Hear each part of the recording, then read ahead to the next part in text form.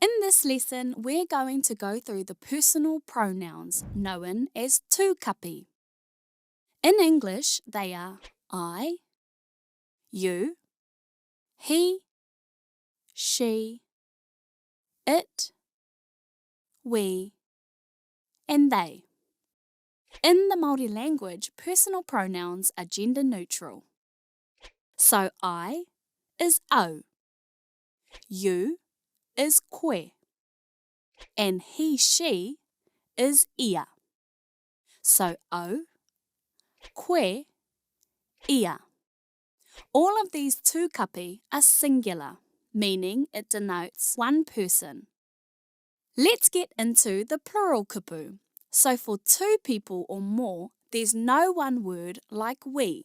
It varies depending on who you're talking about or to. You and I are tāua. He or she and I are maua. You and he or she are kōrua. And they or them, two people, are rāua. Okay, let's go through that again. You and I are tāua. Someone else and I are maua. You and someone else are kōrua. And they or them two other people are rāua. Let's go through 3 or more people now. Me, you, and someone else are tātou. Me and 2 others are mātou.